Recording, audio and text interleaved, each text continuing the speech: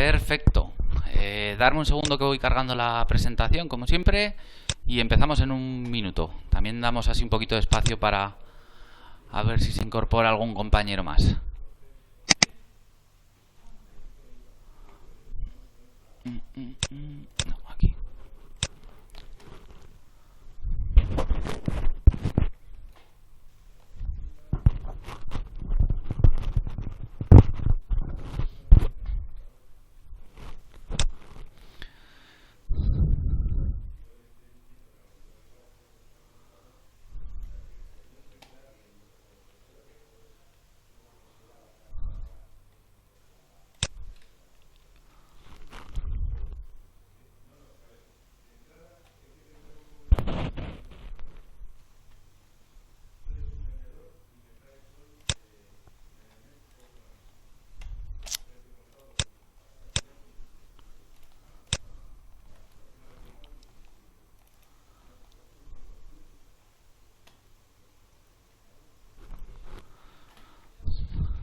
Bueno.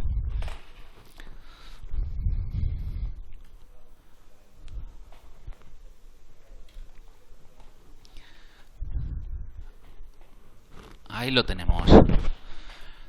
Bueno, como siempre, en primer término, daros las buenas tardes a todos. Fernando, Jonás, Loreto, Melanie, Richie, no sé si lo habré dicho bien, y Yolanda.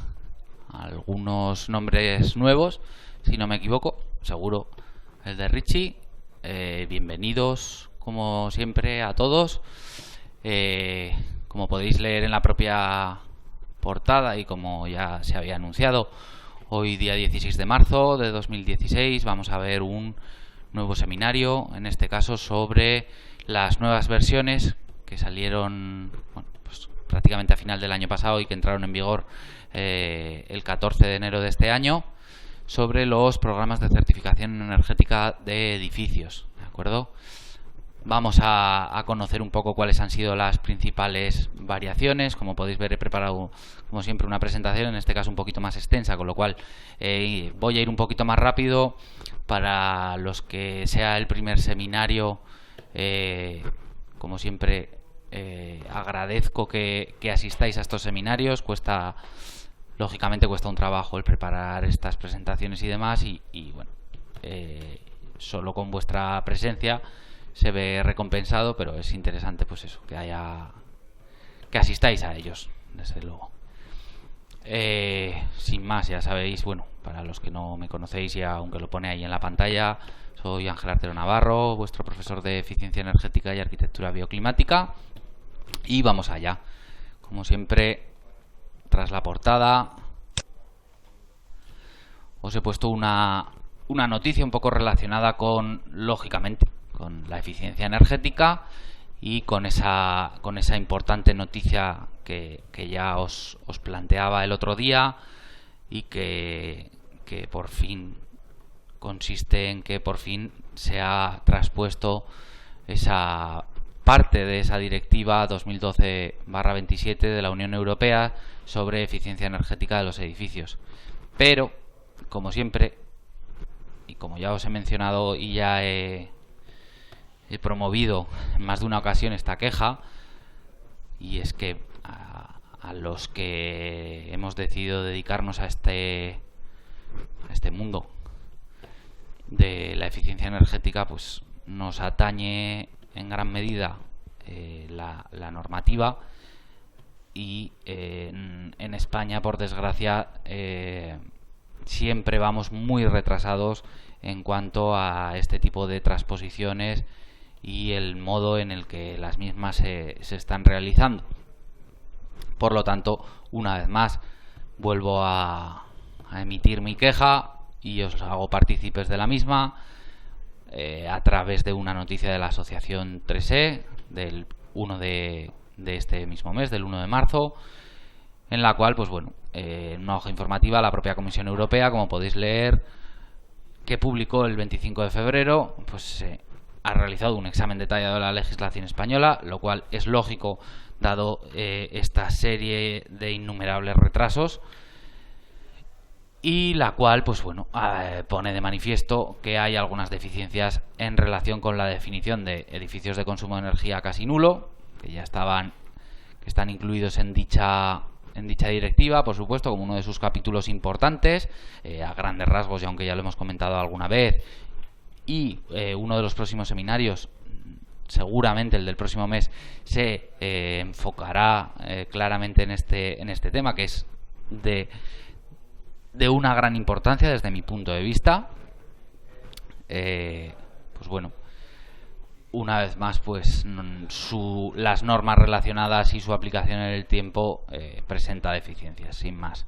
Además, la Comisión indica que las exenciones, en los requisitos de la directiva que introduce la legislación española van más allá de lo previsto por la directiva. Es decir, estamos capando o cortando o reduciendo el ámbito, mejor dicho, de esta directiva, lo cual a mi entender me parece increíble que con la experiencia que hay en otros países de la propia Unión Europea, no estamos hablando de que nosotros seamos unos innovadores en este aspecto, ni mucho menos, con la experiencia que hay en otros países y que no seamos capaces de aprovecharla, sino que sigamos poniendo barreras a la introducción de la eficiencia energética como concepto en nuestros edificios, procesos industriales, sector de la automoción, etcétera, etcétera.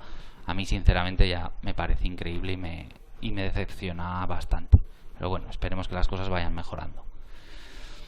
Ahí tenéis la noticia, tenéis la referencia de la propia noticia, la podéis buscar y leerla entera, pero bueno. En esta ocasión me he basado en lo que es para el cuerpo de la propia presentación, me he basado en un formato de un blog o de una página de internet que me parece muy interesante, y hacen una gran labor, más que muchos estamentos públicos, por la promoción de la propia eficiencia energética, que se llama ovacen.com. ¿De acuerdo? Os lo escribo aquí por si le queréis echar un vistazo.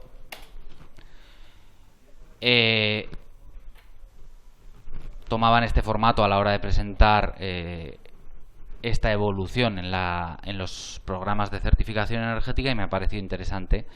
Y es, pues bueno, partir un poco de la base, un histórico de cómo ha evolucionado a lo largo de 2015 esta introducción de estas nuevas versiones de los programas de certificación. ¿De acuerdo? En primer término, pues bueno, nos hablamos de que en enero de 2015 se produjo un resumen anual del informe del proceso de certificación energética por parte del propio Ministerio de Industria y Turismo. Me parece muy interesante y por eso os he dejado ahí una serie de datos relativos, pues bueno, a la cantidad de edificios tanto nuevos como existentes certificados para dicha fecha por cada una de las comunidades autónomas. ¿De acuerdo? Ahí, como podéis ver, pues podríamos lógicamente destacar el porcentaje en cuanto a edificios existentes, pues de lógicamente Cataluña o incluso Madrid y Valencia que se destacan de manera importante. ¿De acuerdo? Esta sería un poco la evolución. Tenemos aquí febrero de 2014, diciembre de 2014 y julio de 2015. Estamos hablando de sector terciario y sector vivienda. ¿De acuerdo? Como podéis ver, pues bueno, desde diciembre del 2014 a julio de 2015, pues se puede apreciar perfectamente que ha habido una importante evolución, un crecimiento más exponencial que el que se sufrió o el que se dejó ver durante el año 2014, lo cual, pues bueno, es importante y se llega a duplicar desde los 740.000 hasta el 1.400.000 aproximadamente de viviendas certificadas. Y lo que queda por certificar, lógicamente, aún hay muchísimas viviendas que requieren de esa certificación energética y que es un ámbito profesional que no podéis o que no debéis descuidar, ¿de acuerdo? Aparte, la certificación energética es un buen punto de partida hacia otros aspectos más complejos, como puedan ser los las propias auditorías energéticas de, pues ya, e incluso de edificios de vivienda, y a partir de ahí pues ya saltaríamos a lo que sería sector terciario y sector industrial, hablando de nivel de complejidad, ¿de acuerdo? Bueno, en cuanto a clasificación o la calificación en cuanto a emisiones de los edificios nuevos, pues ahí tenéis esa gráfica circular en la cual, pues bueno, se puede apreciar claramente que la principal certificación que nos encontramos en edificios nuevos es una E, seguida claramente por una D, es decir, estos dos son las prioritarias o las que nos estamos encontrando en edificio nuevo, ¿de acuerdo? Estos datos nos sirven un poco también pues por el típico cliente que nos pregunta, ¿yo qué calificación voy a tener? Pues bueno, si fuera un edificio de obra nueva podríamos partir de esta base, de estos datos ya registrados, y si nos encontráramos con edificios existentes, pues bueno, podríamos ver claramente cómo tanto Gs como Fs, como en este caso la que prevalece es una E con casi la mitad de todas esas calificaciones. Pues bueno, ahí tenéis este inventario, ¿no?, que se ha realizado, que desde luego tiene su interés y deberíais de echarle un vistazo y revisarlo. Todos esos documentos de donde extraigo estas tablas, lógicamente aparte de estar disponibles en la propia página de industria, pero que a veces puede resultar un poco tediosa, un poco complicada de encontrar distintos documentos, porque hay una gran cantidad, eso sí que es cierto. Pues bueno, además de eso, yo lógicamente los tengo descargados en la propia carpeta en la que he generado este seminario, y al igual que ya os suelo decir con la propia presentación, pues cualquiera de esos documentos que vamos a ir comentando, si creéis que os puede resultar de interés, pues perfectamente me lo pedís y yo os lo envío en un correo a través del propio campus, ¿de acuerdo? Bueno, seguimos en enero, y en enero pues también se publica un informe de tendencias sobre el proceso de certificación energética en Europa, y por países. No hace falta que os diga cuál es nuestra posición, ya me imagino que la intuiréis por lo que os iba comentando y lógicamente por lo que tardamos también en transponer la parte de la propia certificación energética, que en su momento en los seminarios asociados a este tema ya os comenté en detalle, y no voy a parar para no hacer más tedioso el propio seminario, ¿de acuerdo? Bueno, ahí os dejo incluso un hipervínculo, y como os pongo aquí, pues se adjunta una infografía resumen de los resultados obtenidos, que como son bastante extensos, lógicamente al tratar los distintos países, pues bueno, no tenían cabida en esta propia presentación. Otro hecho de la historia reciente relacionado con la eficiencia energética muy importante fue la actualización dentro de los documentos básicos del propio HE1, que se produjo antes de esto, pero bueno, dentro de esa actualización pues cambiaron, y también lo hemos comentado en algún momento, cambiaron el formato de ese propio documento, en el cual pues en primer término, en 2007, cuando salió ese documento básico de ahorro de energía, era una amalgama, un conjunto de pues ciertas recomendaciones, ciertos conceptos teóricos de diseño y ciertas exigencias de la propia normativa, a un formato en el cual con esta nueva versión de ese documento del código técnico pasamos a tener, como suele ocurrir en las distintas normativas, una serie de exigencias claramente definidas y una serie de documentos de apoyo, como pasa con el propio RITE, por ejemplo, una serie de documentos de apoyo, documentos reconocidos que se le llaman en el mencionado RITE, en los cuales pues sí que hay parte de conceptos teóricos de diseño.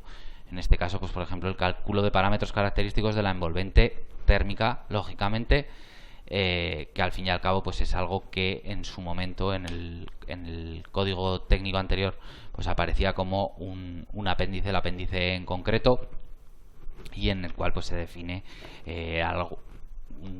un cálculo teórico de un cerramiento compuesto por distintas capas o de una sola capa, etcétera, etcétera. Pues ahí es donde podemos encontrar ahora dicho cálculo.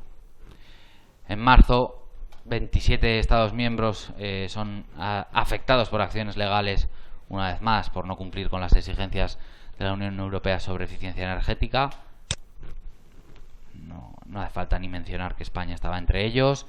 En agosto encontramos ya publicadas las nuevas versiones de prueba, tanto de CE3X como de CE3 y el propio Hulk, que en este caso, como vais a ver, pues bueno, ya sabéis que yo soy, entre comillas, gran defensor del CE3X, es el que yo manejo habitualmente y que me parece el más ágil de todos, es mi experiencia personal y lógicamente cada uno tendrá su opinión. En este caso no vamos a ver el ejemplo práctico que os voy a presentar, lógicamente lo voy a presentar sobre el propio CE3X por el motivo que acabo de dar, y no vamos a ver nada, muy poca cosa relacionado con la herramienta unificada Leader Calendar, porque ya sabéis también, un poco los que hayáis asistido a anteriores seminarios, cuál es mi opinión sobre dichas herramientas, que como sabéis no es demasiado positiva. En septiembre se hace una enmienda de ley para reducir el IBI según la calificación energética del inmueble, pero se cae, aunque aquí tengo una pequeña errata, se cae de la redacción final de la ley de presupuestos generales del Estado. ¿De acuerdo? No era un propósito interesante, pero no llegó a materializarse. ¿De acuerdo?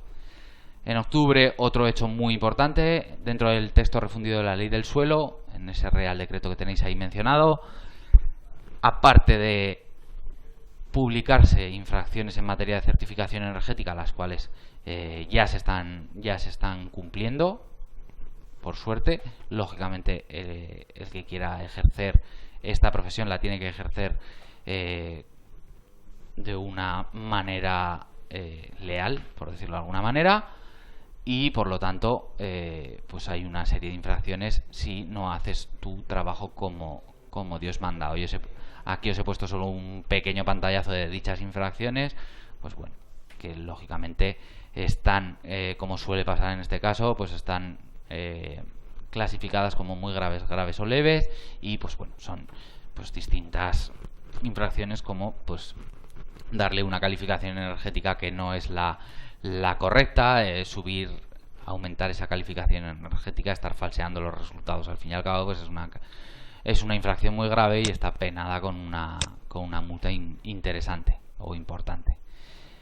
Y además, pues se incluye, que esto también es muy importante, los informes de evaluación de los edificios, que es un tema del que hemos mencionado algo, no lo hemos llegado a comentar en profundidad, pero bueno, que habla de que los edificios, pues esa IT que se pasaba antiguamente, esa inspección técnica de los edificios, se convirtió en el informe de evaluación del edificio, en el cual pues venía a englobar un poco lo que es la IT y la certificación energética de dicho edificio. ¿De acuerdo? Pues es una manera interesante de promocionar también la realización de la certificación energética sobre conjuntos de edificios, o sobre conjuntos de viviendas que componen un edificio, mejor dicho. ¿De acuerdo? Para octubre seguimos con las acciones jurídicas contra España por no cumplir la transposición de la directiva. Bueno. Y para noviembre se publica por parte de una casa comercial que tenéis ahí, pues un nuevo plugin sobre medidas de mejora para CE3X, lógicamente basada en sus productos, pero que incluso la he incluido en el propio ejemplo práctico, y veréis que parece una herramienta, o es una herramienta que puede resultar útil e interesante. Por fin, en diciembre nos encontramos el 14 de diciembre, que pasado un mes de esa fecha, pues se modifica el procedimiento para la certificación energética de edificios, pues definiendo un marco más flexible, nos dicen, para adecuar la certificación al avance técnico e innovación que se produce en el sector de la edificación en relación con la eficiencia energética. Bien, a partir del 14 de enero de 2016, como comentábamos anteriormente, solo se admiten certificados generados con esas nuevas versiones. Como bien sabéis, los certificados energéticos, en el propio informe que nos emiten, nos pone cuál es la versión con la que se ha realizado dicho certificado, aparte de las versiones anteriores. En el caso del C3X, de la versión 1.3 a la 2.1, pues como vamos a ver, también el informe ha cambiado significativamente. ¿De acuerdo? ¿Cuáles son esos cambios? Pues importante, pues el indicador de consumo de energía, como os pongo en la propia presentación, se adopta como indicador de consumo en la propia certificación el de consumo de energía primaria no renovable, en correspondencia con lo publicado, con lo definido en la sección H0 de limitación del consumo de energía del propio documento básico de ahorro de energía, y haciendo relación o conforme a lo establecido en esa directiva 2010/31 de la Unión Europea. Los datos climáticos utilizados para la certificación también se unifican a partir de los definidos en el documento básico de ahorro de energía.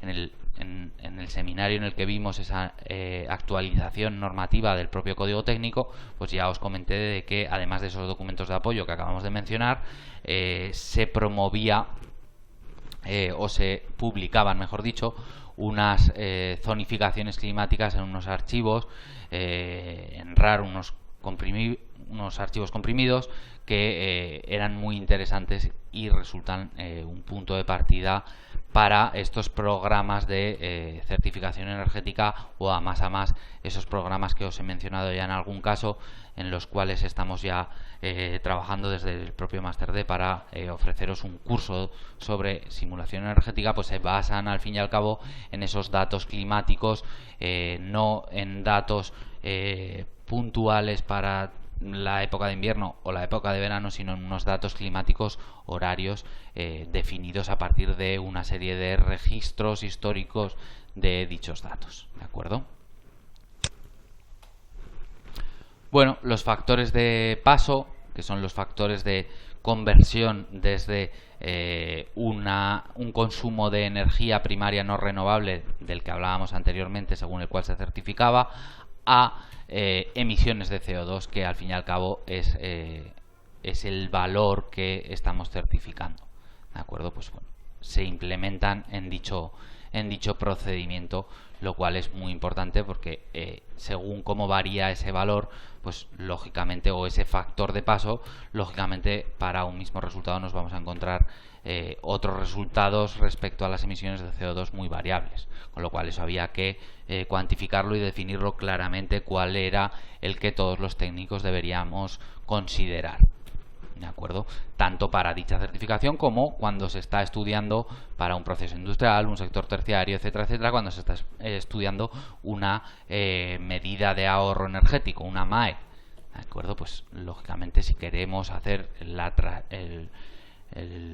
conversión, a emisiones de CO2, pues tenemos que tener un factor concreto que nos dé ese valor según cada uno de los combustibles utilizados. No es lo mismo, lógicamente, las emisiones asociadas a un uso eléctrico que al uso de un determinado combustible, gas natural, gasóleo, etcétera. ¿De acuerdo? Bueno, y en cuanto a los sistemas de sustitución, en esas medidas de ahorro o en esas medidas de mejora, que se les suele llamar, que se plantean en los programas de certificación, pues las características de dichas medidas, si se cogen por defecto, si no estamos cogiendo las de un fabricante en concreto, pues se han adecuado a las nuevas exigencias reglamentarias establecidas en la última modificación del Reglamento de Instalaciones Térmicas. Por último, los niveles de ventilación se han definido de una manera más acorde con las condiciones reales de uso en los edificios de viviendas. Bueno, eso es muy complicado y por lo tanto no vamos a entrar en ese tema, que podríamos dedicarle un seminario o dos enteros. Ahí tenéis un poco cuál es la traducción de esas versiones antiguas a las nuevas versiones de los programas. Pues de la C3X del C3X que os comentaba anteriormente, hemos pasado de la 1.3 a la 2.1, lo mismo para el CE3, Calendar, que se convierte en la herramienta unificada Líder Calendar, y para el propio CERMA, que también es un programa que a mí personalmente también me parece muy interesante a la hora de calificar energéticamente, pues hemos pasado de una versión 2.6 a la versión 4. ¿De acuerdo? Por último, dentro de esos cambios más significativos que conlleva esta actualización de los programas de certificación energética, nos encontramos que se ha hecho obligatorio el que los dichos programas generen un archivo digital en formato XML. Es un archivo de datos que al fin y al cabo, pues lógicamente son esos datos del certificado y que hay que adjuntarlos a la hora de registrar, que ya sabéis que es una de las obligaciones a la hora de realizar un certificado energético. Pues ahora además deberemos de adjuntar este archivo digital, ¿de acuerdo? Bueno, no necesitan ser actualizados lógicamente los certificados realizados anteriormente, a no ser que se haya realizado alguna modificación de importancia en los cerramientos, instalaciones, etcétera, y se quiera hacer de motu propio dicha actualización de la certificación, ¿vale? Pero sí que nos dicen que se puede realizar una nueva certificación, aunque no sea obligatoria, sustituyendo a la anterior antes de la finalización del periodo de validez del mismo. ¿De acuerdo? Como ya ocurría anteriormente.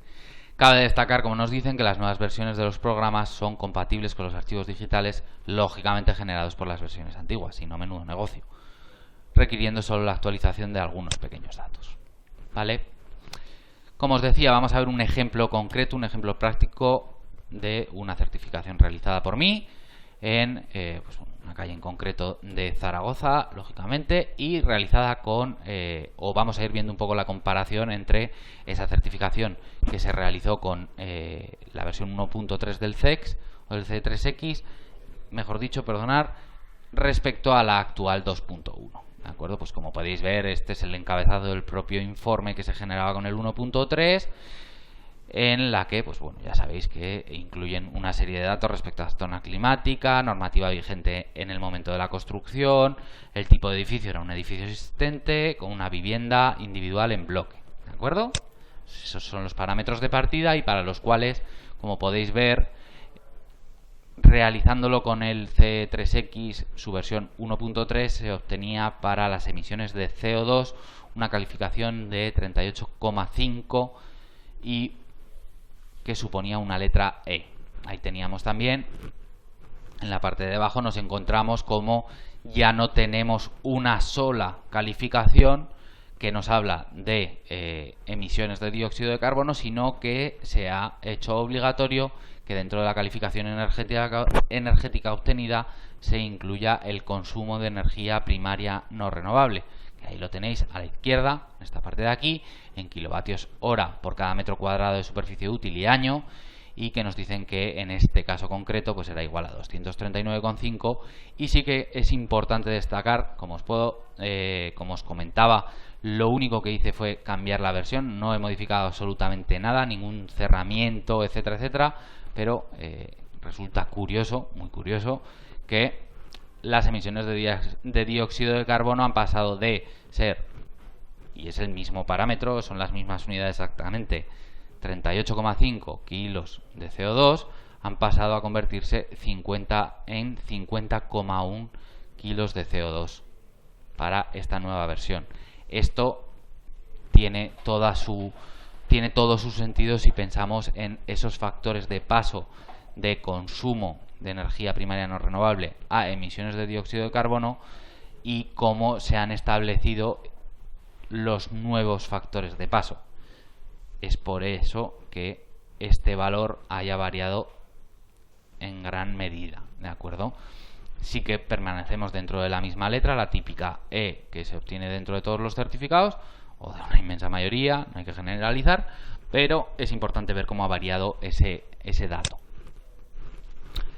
Bien, bueno, respecto a la calificación energética y sus indicadores parciales, como nos los presentaba la versión 1.3, pues ahí lo veis, la tenéis y la conoceréis porque hemos hecho bastantes casos prácticos y bastantes ejemplos, y nos encontramos con que la nueva versión 2.1 pues nos da una presentación, para mi gusto, bastante más amable y mejor ordenada, ¿de acuerdo? Con unos indicadores parciales, pues como ya los veíamos anteriormente, pero además se incluye, pues bueno, cuáles son las emisiones de CO2 por el consumo eléctrico, ¿de acuerdo? O sea, se diversifica esas emisiones según el tipo de energía utilizada.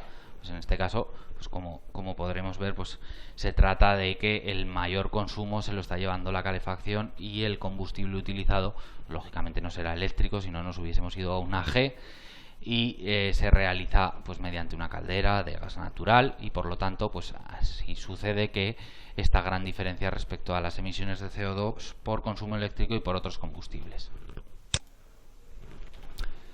Bueno, respecto a cómo se presentaban las medidas de mejora, pues bueno, a mí era algo que personalmente no me agradaba nada, que salía primero este resumen, que salía muy apelotonado con distintos indicadores, pues como lógicamente son la demanda, energía primaria y emisiones, y salía pues eso, pues la diferencia con la situación inicial, que eso está muy bien, lógicamente, y un porcentaje, cuánto había variado ese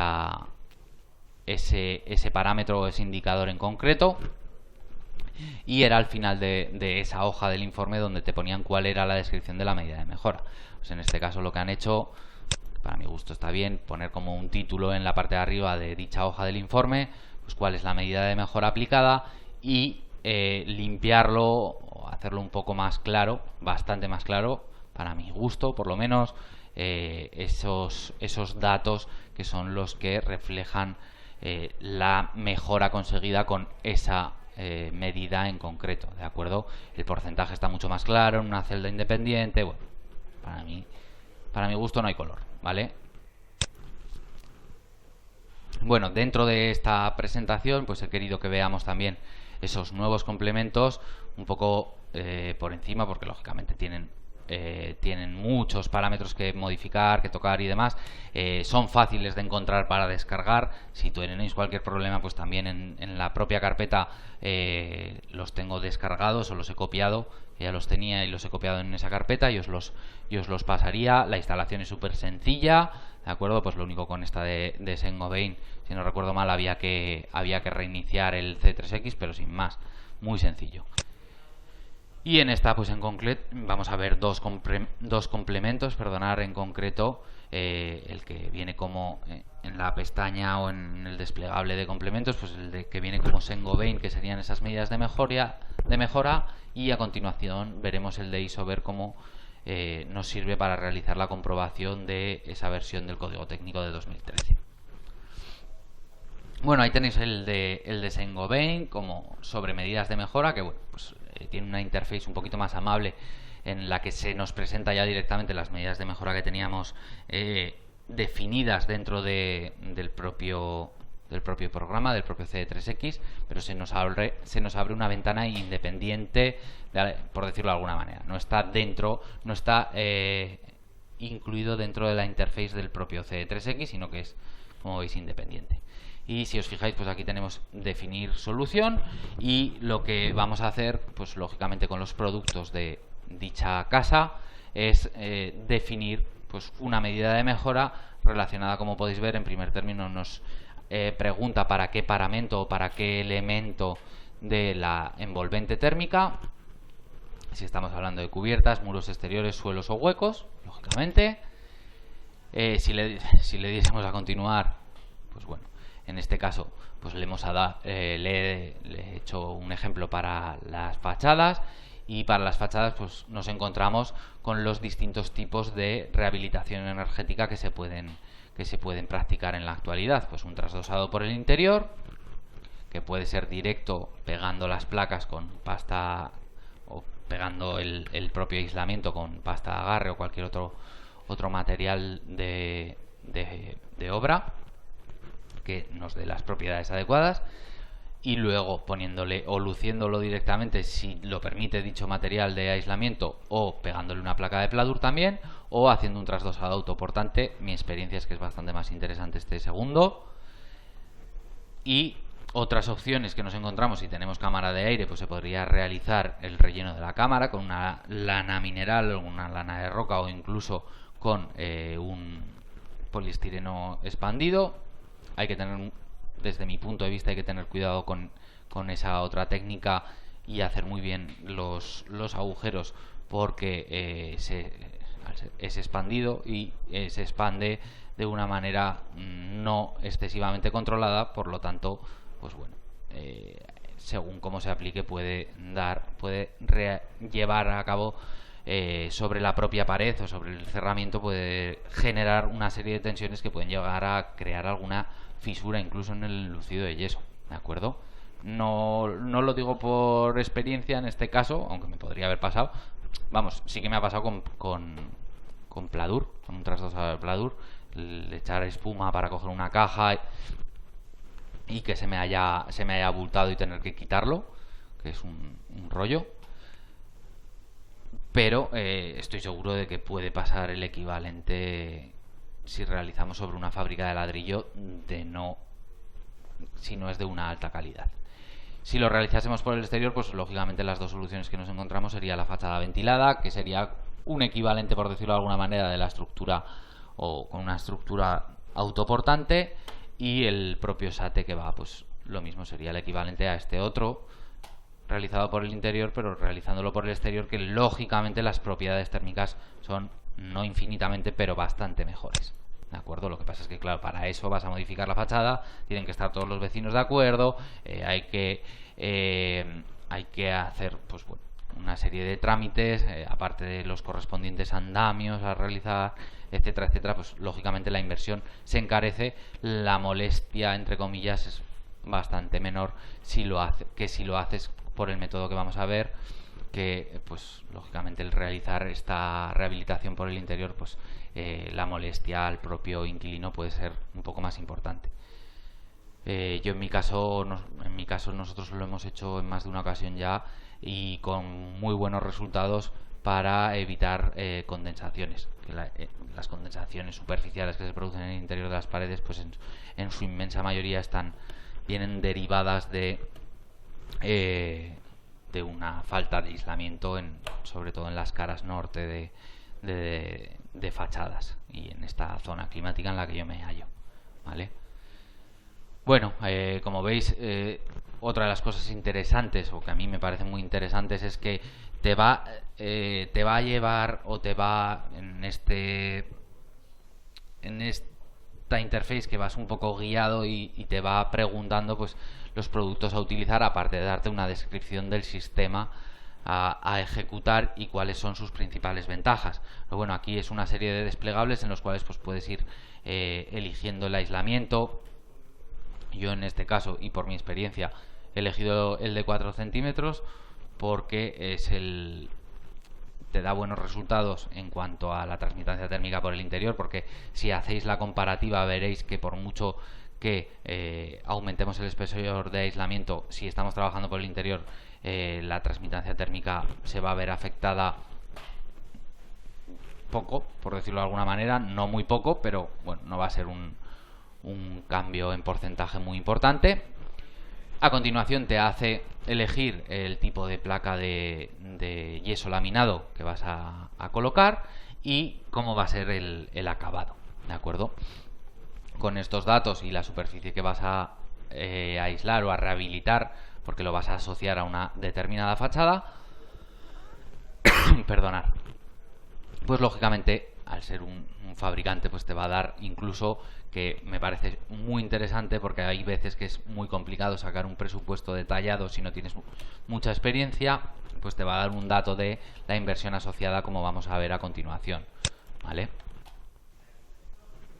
Bueno, esta se me ha colado repetida, perdonad.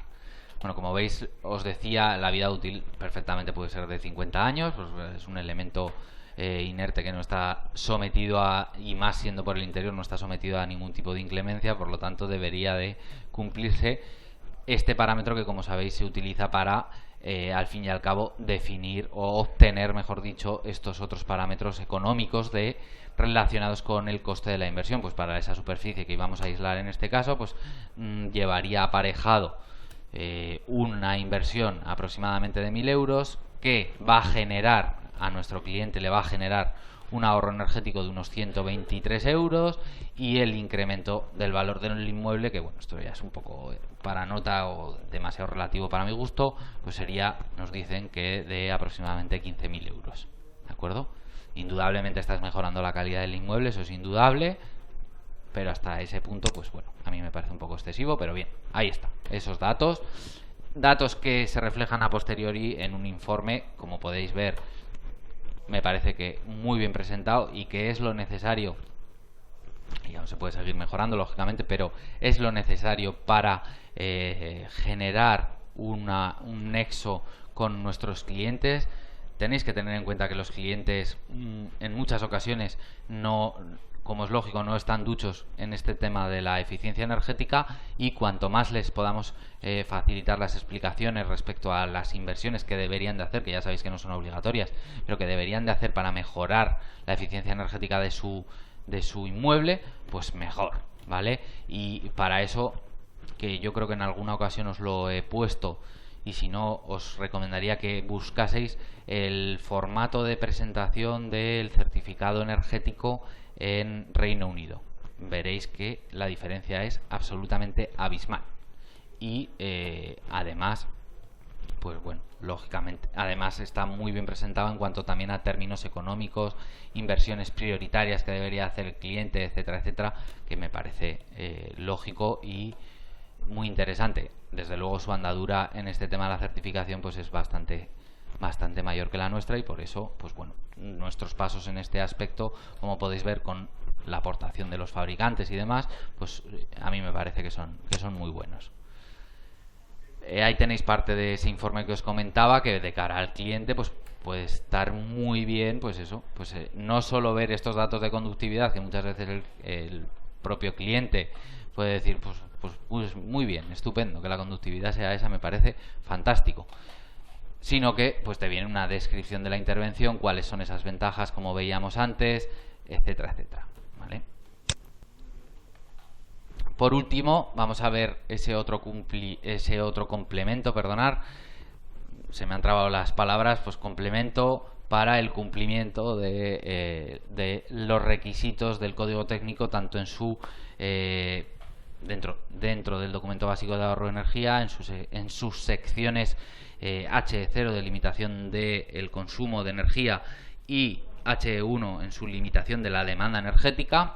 Y vamos a ver cómo, pues, para un edificio que estamos certificando, tanto si es nuevo como si es existente, si es existente no se deben de cumplir algunas de las especificaciones de estos documentos del código técnico, pero si es nuevo no hay duda, ¿de acuerdo? Y si ese edificio lo estamos certificando, estamos utilizando esa herramienta CE3X, pues tenemos un complemento que nos va a generar otro informe adicional con el cumplimiento o no. Tendremos que conseguir que sea que sí, lógicamente, pero con el cumplimiento de estas secciones que son obligatorias en ese caso, ¿de acuerdo? Pues bueno, en este caso hemos cogido he cogido esa misma vivienda que está dentro de un edificio existente. Como podéis ver en este primer desplegable, perdonad que me he pasado demasiado rápido, podemos elegir lo que os decía, edificio nuevo o edificio existente, y dentro del edificio existente pues distintos tipos. Si se va a llevar a cabo alguna ampliación, o si se va a cambiar el uso característico del mismo, o si se va a llevar a cabo una reforma, una renovación de más del 25% de la superficie total de la envolvente térmica, o es menor, ¿de acuerdo? Pues el caso, por ejemplo, de lo que veíamos hace un momento, una rehabilitación interior de la fachada, pero de una vivienda, pues eso sería una obra de reforma en la que se renueva menos del 25% de la superficie total de la envolvente térmica, ¿de acuerdo? Pues bueno, si cogiéramos ese caso, pues nos dice no solo para el edificio objeto, el punto de partida que tenemos con esa calificación, que no se mejora con las medidas de mejora, pero que sí que al sustituir las ventanas pues conseguiremos el que, pues cumplir la limitación de la demanda energética de los huecos, que es muy importante, porque ya sabéis que ya hemos visto en la rehabilitación, en un seminario sobre rehabilitación energética de cerramientos semitransparentes, que es uno de los elementos más débiles, por no decir el más débil sin duda, de nuestra envolvente térmica. Pues con esa sustitución y esa instalación de un doble vidrio aislante, pues conseguiríamos cumplir los requisitos del propio código técnico, ¿de acuerdo? La sustitución por una caldera de condensación, pues en este caso no procede, ¿de acuerdo? Y el aislamiento térmico por el interior, pues sí que conseguiríamos que se cumpliese. No solo nos dice si cumple o no cumple, sino que, pues bueno, nos detalla para cada una de las limitaciones o de las exigencias. En este caso, como es una rehabilitación menor del 25% de la envolvente, no procedía la comprobación de esa limitación del consumo de energía. y en la parte que sí que procede para el HE1, pues nos dice que ni cumplimos la limitación de la demanda energética, ni cumplimos la limitación de descompensaciones térmicas, ni la de condensaciones superficiales, todas ellas con su correspondiente explicación y con la posibilidad de generar un informe detallado de por qué no lo cumplimos. Y de ese informe detallado es de donde os extraigo y os explico el que se ve claramente el por qué no cumplimos. Pues bueno, estamos hablando del edificio objeto, no con las medidas de mejora.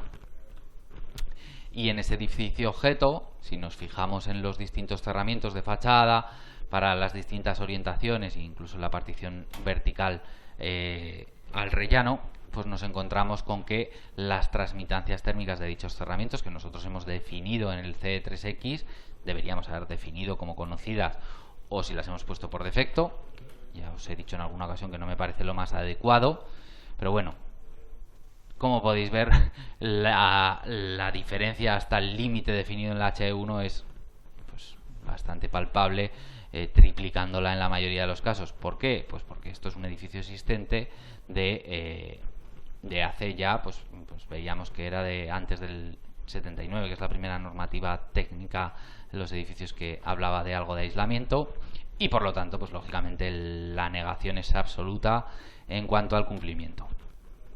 Lo mismo pasa para la transmitancia térmica de los vidrios. En este caso, como ya deberíais de saber, esta transmitancia térmica corresponde a un vidrio sencillo de 4 o de 6 milímetros, me da igual, y ese tipo de vidrio no cumple con los requisitos de la HE1, que para esta zona climática en la que nos encontramos pues serían de 2,7. Por lo tanto, no cumplen ni el parámetro de transmitancia térmica, ni, como podemos ver, el de la permeabilidad límite. ¿De acuerdo? O sea, rotundos nos para nuestro edificio objeto, como era de esperar y como os vais a encontrar en la inmensa mayoría de edificios existentes. ¿De acuerdo? Incluso en algunos que sean posteriores a 2007, que ya era de vigencia el código técnico, os podéis encontrar sorpresas, entre comillas, desagradables. En cuanto a la limitación de descompensaciones, ¿qué es eso? Pues ya nos dicen, incluso nos viene una pequeña explicación, que está muy bien. Nos dicen que para uso residencial privado, la transmitancia térmica de las nuevas particiones interiores o aquellas que sean sustituidas no superarán los valores de una tabla en concreto, que podíamos ir a visitar en el propio código técnico, y en el caso de que delimiten unidades de distinto uso o zonas comunes, pues lo que estábamos hablando, la partición vertical al rellano, pues ahí la tenéis. Pues lógicamente otra vez en la frente, no cumplimos, ¿vale? En cuanto a las en cuanto a las condensaciones superficiales, tampoco cumplimos. Como podéis ver, nuestro FRSI está por debajo de nuestro FRSI mínimo, es decir, nuestro factor de temperatura de la superficie interior está por debajo de nuestro factor de temperatura de la superficie interior mínimo exigido por el propio código técnico, y esto lo que va a suponer es que se produzcan condensaciones superficiales, las que os estaba hablando hace un momento. Es decir, este cliente no se debería de extrañar si en sus paredes aparece el verdil, el típico moho asociado a esas condensaciones superficiales. Por otra parte, si nos encontramos dentro de una obra nueva o dentro de una obra existente en la cual se realice una ampliación, sí que se deberá cumplir el H0 y el resultado que obtendremos será este. El H0 lo que cuantifica al fin y al cabo es el consumo de energía primaria no renovable. Como podéis ver, pues el máximo permitido sería en este caso en concreto sería de 102,3 kWh y estamos en 239,5, con lo cual, una vez más, no cumplimos ese requisito. ¿De acuerdo? Hasta aquí el seminario de actualización a las nuevas versiones de los programas de certificación, con algún añadido, como habéis podido ver, que espero que os haya resultado interesante. Como os decía, en el próximo seminario, en el seminario del mes que viene, pues haremos una primera aproximación a partir o a través de un protocolo que a mí me gusta especialmente, me parece especialmente interesante, que es el protocolo Passive House, y nos acercaremos a lo que son los edificios de consumo de energía casi nulo. ¿De acuerdo? A ver cuáles son esos requisitos y cómo el Passive House los cubre de sobra. Sí. y por lo tanto es un protocolo que debemos de ir adoptando. Tranquila, Loreto. Bueno, ya veo que ha salido, ya no me habrá visto, pero bueno, no hay ningún problema, es lógico y normal. Empezamos entonces con la ronda de preguntas. Fernando aporta la primera y me dice que en su versión de CD3X en complementos me aparece vacío. ¿Cómo puedo añadir estas dos nuevas aplicaciones al programa? Como comentaba en un momento, aunque ya se quedó hoy un poco rápido porque era mucho el contenido,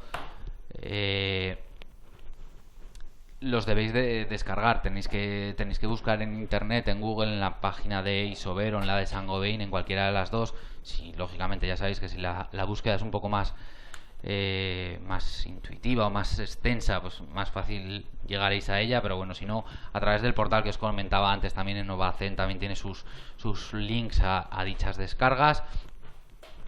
Son totalmente gratuitos, por supuesto, como los propios programas de certificación, y todos estos complementos que no son absolutamente nuevos, que ya hay más complementos que, bueno, pues para rellenar ciertos datos administrativos, etcétera, etcétera, que ya se venían utilizando. Pues los promueven normalmente, o las propias empresas que han diseñado los programas, o los propios fabricantes, y son los primeros interesados en que, pues en la propia prescripción anexa a ese informe que vamos a emitir de certificación, en la cual se habla de una medida de mejora, pues vienen ya sus productos, lógicamente, con lo cual son totalmente gratuitos.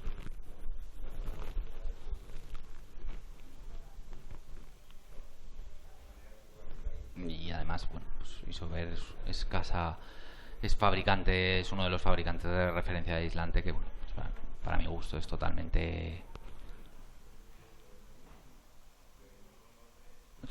viable el utilizar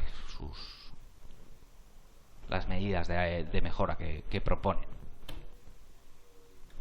Lo que también os digo es que hay otros fabricantes que tienen exactamente los mismos productos. No estamos hablando de una tecnología de la NASA, por hacer un símil así poco. Más preguntas. Fernando, Jonás, Melanie, Richie y Yolanda. Ya sabéis que, bueno, si se os queda alguna en el tintero, o a posteriori si os ocurre algo que digáis, vaya, me hubiese gustado preguntarle esto, ya sabéis, me tenéis a vuestra disposición en el propio campus. Me mandáis un correo y a la mayor brevedad procuro responderos y daros una respuesta adecuada a vuestra necesidad. Muchísimas gracias a ti, Melanie. Me alegro de que te haya parecido interesante y que este esfuerzo haya merecido la pena. Me alegro, Melanie. Ánimo a darle a estudiar y a seguir con este tema que es nuestra pasión, al fin y al cabo, yo entiendo. Una duda del programa, Fernando. Venga, dispara. Jonás, me alegro de que todo claro. Por si os vais desconectando, ya sabéis, un saludo, un abrazo, como lo queráis ver, para todos, y agradeceros vuestra asistencia, ¿vale? Por el ejercicio final del módulo de certificación energética. Venga, dispara. Cuéntame. Necesito introducir esto. A ver. Contribución solar. La instalación solar de la vivienda. Sí. En contribuciones energéticas. Dentro de instalaciones hay el último punto que se puede seleccionar en el medio de la pantalla aproximadamente es contribuciones energéticas, y se te abre un desplegable que te permite introducir el aporte de la solar.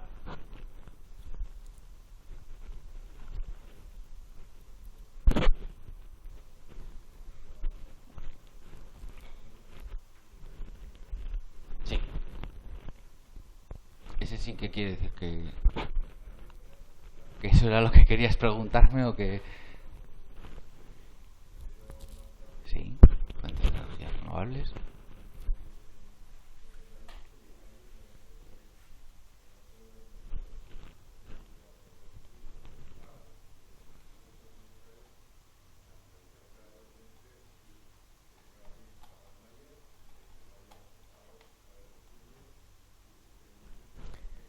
Solo puedes introducir el porcentaje de cobertura, claro. Sí.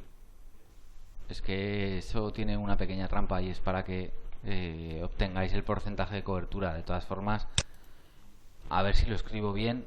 Hay otro programita muy sencillo y muy interesante que creo que se escribe así, que lo tenéis en el propio IDAE y que sirve para hacer un dimensionado rápido de una instalación solar térmica y que te va a dar de manera muy ágil, en 10 minutitos o un poco más, pero bueno, que de manera muy sencilla vas a obtener ese porcentaje de cobertura en ACS, de calefacción y refrigeración.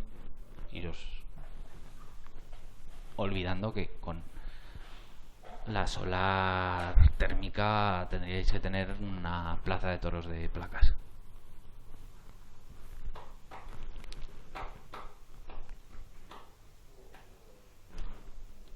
Échale un vistazo y me comentas qué tal ha ido. Está bastante bien ese programilla.